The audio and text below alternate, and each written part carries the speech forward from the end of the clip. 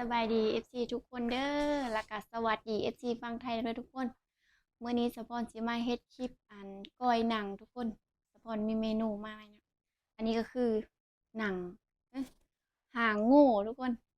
หางโง่น้อยพี่น้องทุกคนอันนี้ก็คือซีนโง่นะทุกคนเลยซีนมันแล้วก็มีหนังมันพร้อมนะทุกคนแล้วสะพรสิเฮ็ดเมนูก้อยก้อยหางหรือว่าหนังโง่อันนี้ก็คือตีนมันเนาะทุกคน อันที่ไม่ได้สะพอที่จงไว้กินแรงมื้อแรงมีสะพอนคิดอยากกินก้อยหนังแล้วก็ก้อยหางมันนะทุกคนเดี๋ยวเฮาสินำไปเผากันนะทุกคนเนาะนี่ดังไฟเป็นแล้วนะทุกคนสะพอนสิเผาตีนมันกับสิเผาไว้เนาะทุกคนมาเลยนี่ทุกคนสะพอนสิทำการเผากันเด้อตีนมันสะพอนสิเผาไว้สิก้อยแต่หางกับอันหนังมันกินตอนเทงทุกคนอืมไผ่เฮาก็กำลังลุกเนาะทุกคน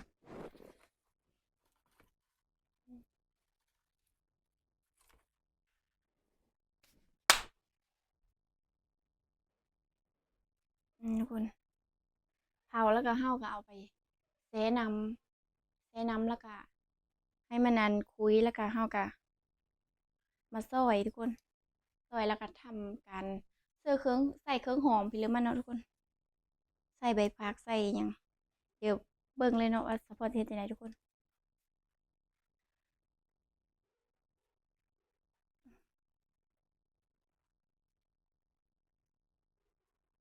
ตีนมันสะพอสิเผาไว้แล้วก็สิเฮ็ดส้มผักทุกคนส้มผักกะหล่ำส้มผักโบเนี่ยทุกคน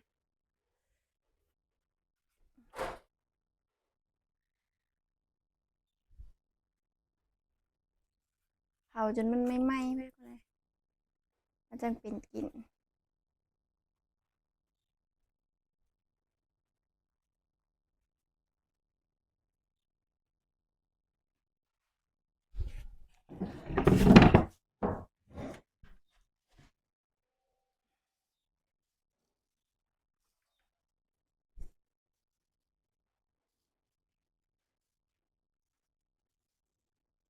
เผาจนกว่ามันสิไหม้คักๆไปเลยทุกคนเลยคนมันไม่ไหม้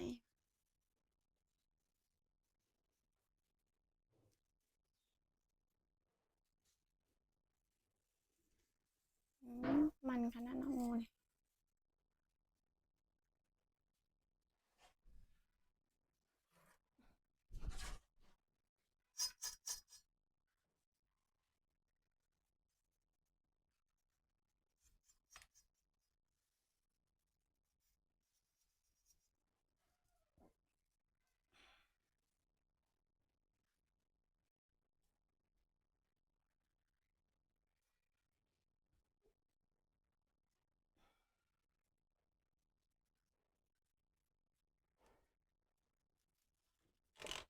ทุกคนเคยกินบ่ก้อยนางหลายคนอาจสิเคยกินเนาะทุกคนก้อยแบบบ้านเฮานี่แหละ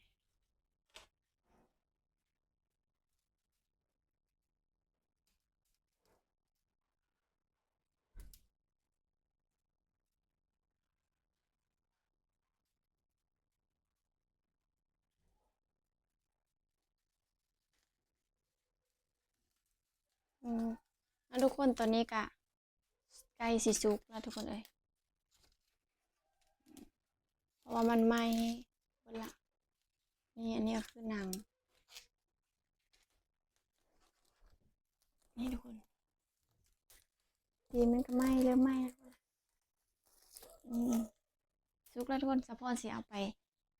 แช่น้ำก่อนแช่น้ำประมาณ10 นาทีพูดแล้วทุกคนเลยแล้วสิมาตัดนี่ทุกคนหลังจากสะพอนนั้นเผาแล้วค่อยก็มาแช่น้ำแล้วก็ได้ประมาณ10 นาทีแล้วค่อยก็สีขูดเดี๋ยวบัดนี้ทุกคนนี่สีขูดอันดำอันนี้ออกก่อนนะทุกคนอืมมันคุยแล้วเนาะ ก็สิขูดแช่น้ำก่อนทุกคนเลย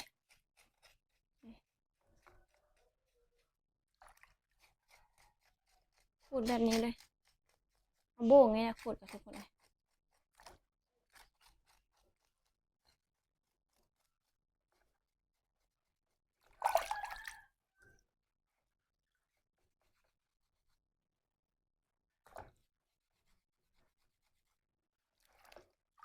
นี่คือหางโง่นะคน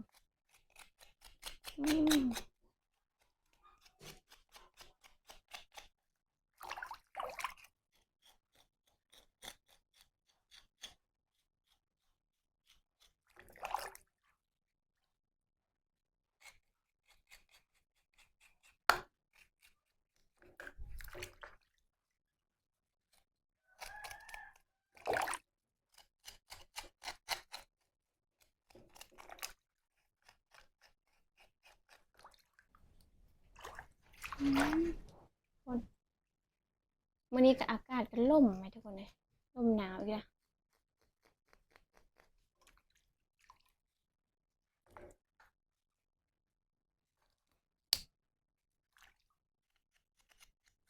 หลังจากที่เราขูดแล้วก็สีได้ไปแช่น้ำเกลือทุกคนแช่น้ำเกลือแล้วก็จังได้ประมาณ10 นาทีจะมาตัดมาซอยไปนะ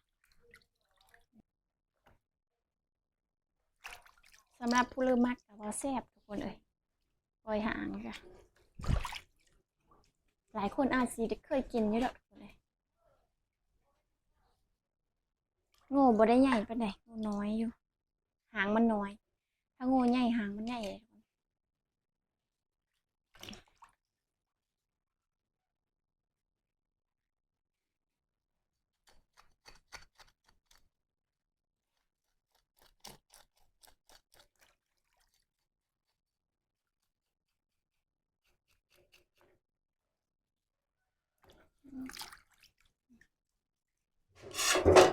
เดี๋ยวจะเอาไปแช่น้ำเกลือเนาะทุกคน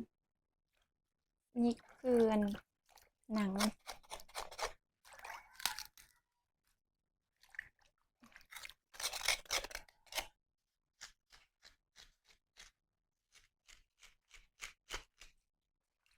ี่เราจะขูดอันดำๆมันได้ออกนะทุกคน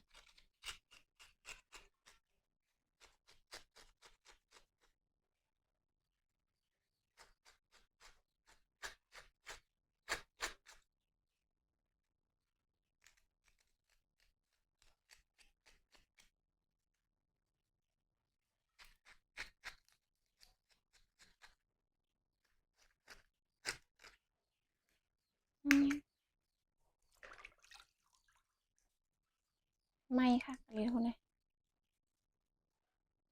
เป็นดำเป็นกรอบ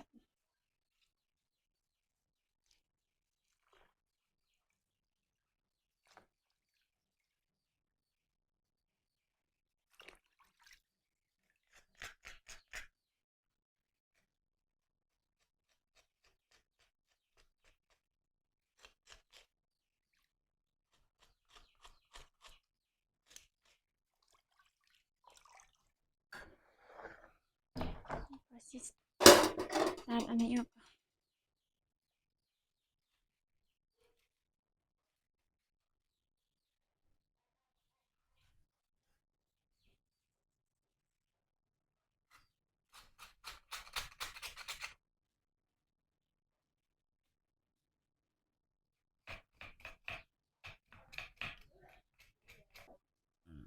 อันนั้นทุกคนหลังจากสะพอนขูดแล้วก็ได้ประมาณนี้ทุกคนสะพอนสีเอาไปแช่น้ำเกลืออีกเทอนึงก็ได้นี่เองนี่คือน้ำเนาะสะพอนสีใส่เกลือแช่น้ำเกลือให้มันอ่อนพอแล้วทุกคนแช่ประมาณ10 นาทีให้มันอ่อนแล้วจังมาซอยจึงมาหั่นนะทุกคน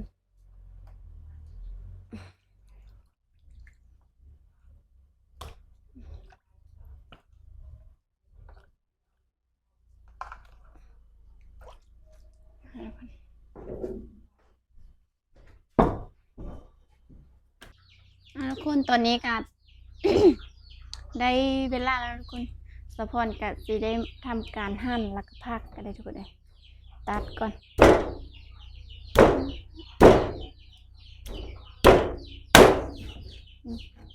นางโง่น้อยกระบอหยาบแล้วนะทุกคนเลยตัดเป็นข้อก่อน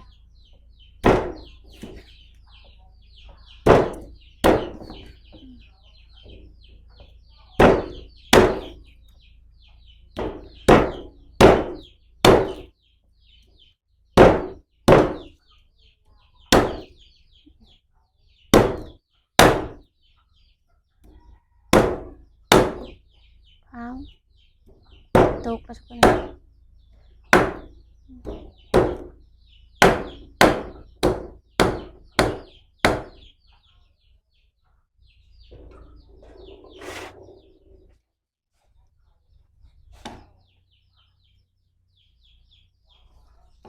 นี่มันติดหนังติดซีนนั่นไม่ทุกคนเลย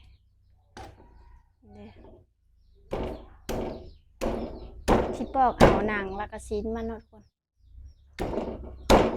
กระดูกมันเท่ากับบ่ได้เอาเข้านั่น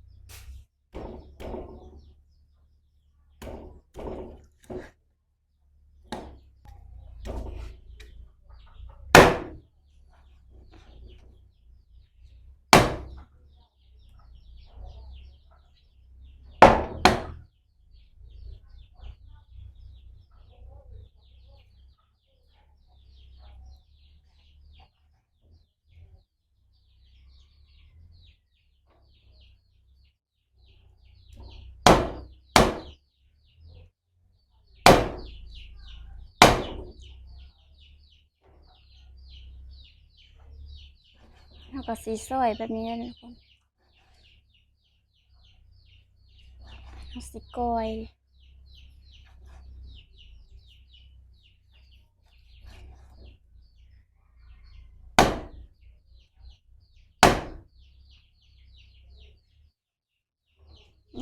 มันจะเป็นพองแบบนี้ทุกคนแต่จะพรก็สิได้นำมาตัดเอาอันนั้นก่อนเอากระดูกมันออกนะทุกคน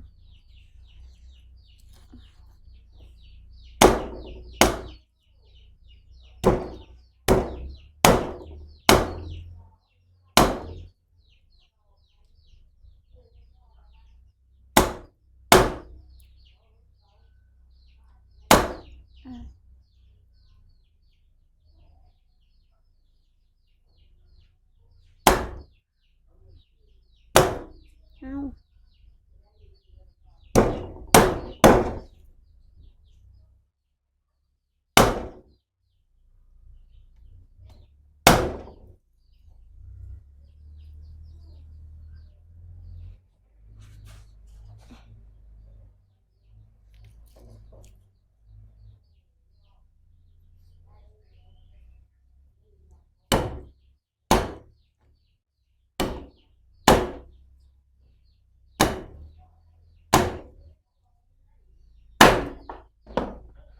ตกแล้วทุกคนเลย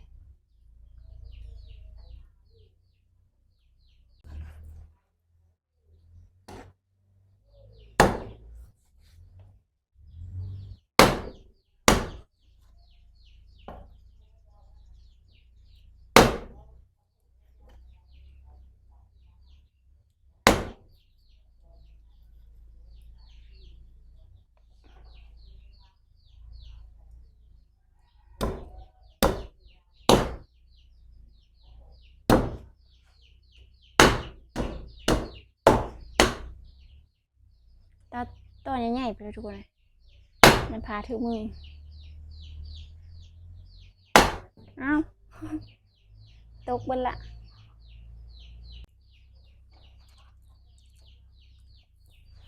เราก็สิได้เอามีดแหกเอานะทุกคนแหกเอาแต่ซีนมันนี่แหละก็ได้ลายเติบไปทุกคนเลย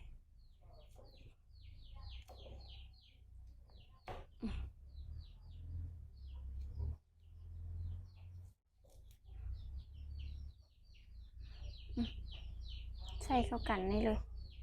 จังนูนี่ก็คือหนังเนาะสะพอนสิซอยหนังก่อน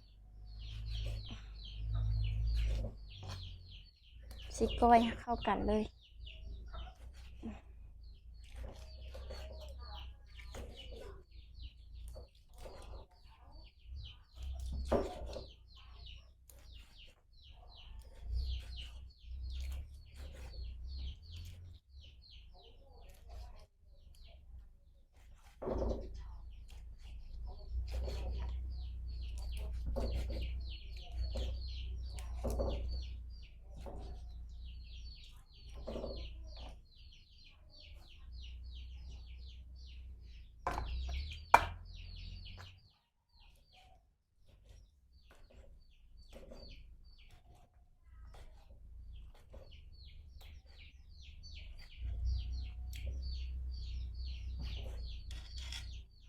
นี่คนได้ประมาณนี้เดี๋ยวเราสิปรุงเครื่องหอมเลยใส่เนาะทุกคนวันนี้เนาะนี่กระพักเนาะทุกคนที่เราสิเกียมใส่อันก้อยหนังนั่นแหละซอยก็คือไปเลย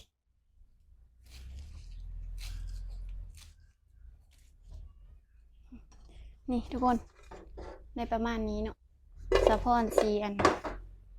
คั้นมะนาวก่อนแบบนี้นะใส่แล้วมะนาวนี่ก็คือมะนาวเขาเนาะนี่ทุกคนคั้นส้มมะนาวบีบลงไปเลยเด้อทุกคน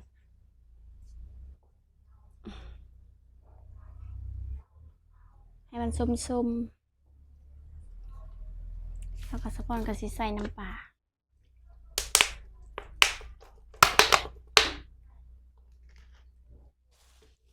สีใส่แป้งโน่ก่อนทานให้มันเข้ากันใส่หลายเสียบหลายทุกคน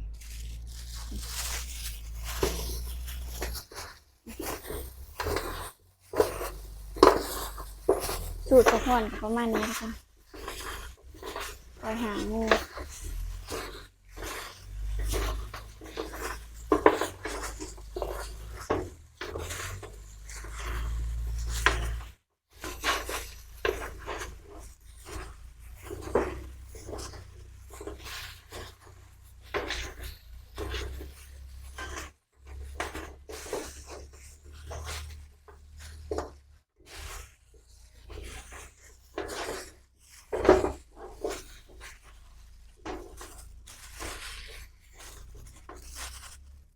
ส่วนที่ชิมมันก็นึกว่าเครื่องปรุงมันพอดีป่ะผสมมาแดดก่อนเดี๋ยวใส่มะนาวอีกก่อน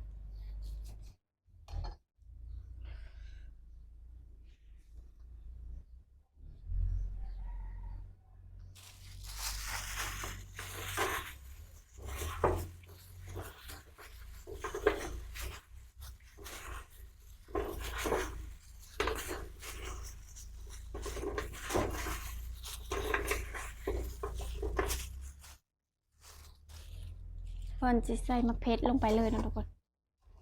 ใส่มะเขือจักหน่อยมันจังแซ่บ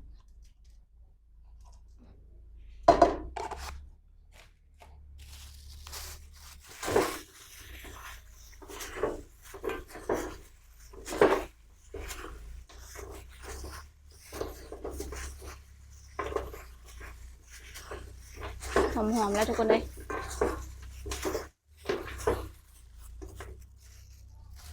ใส่ข้าวโพดลงไปพร้อม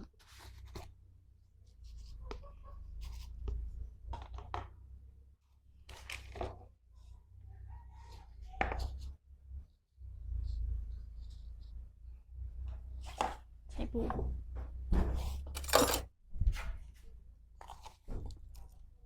นี่ทุกคนใส่ปลาไหล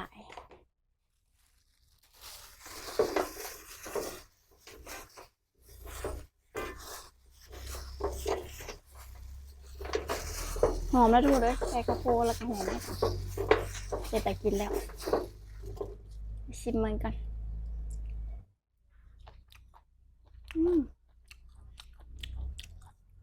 จางหน่อยนึง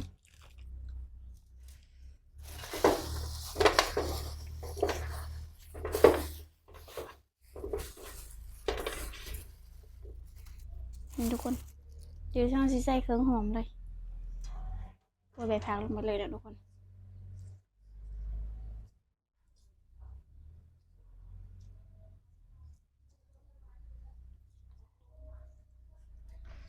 ขยำอีบันนี้มันเข้ากันจากนั้นก็กินได้เลยทุกคนเลย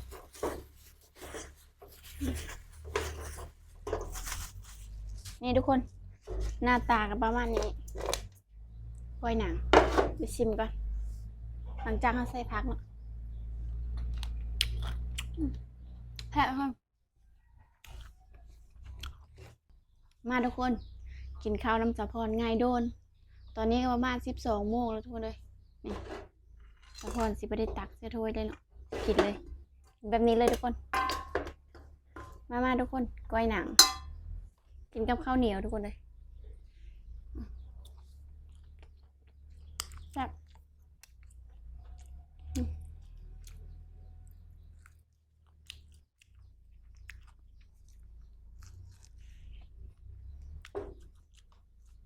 ค่ะ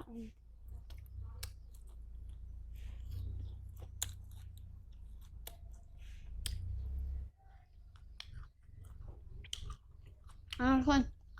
สาวพ่อขอตัวไปกินข้าวก่อนขอบใจทุกคนเด้อที่ติดตามรับชมฝากกดไลค์กดแชร์กดติดตามมือสาวพ่อในเด้อพบกันในคลิปหน้าทุกคนบาย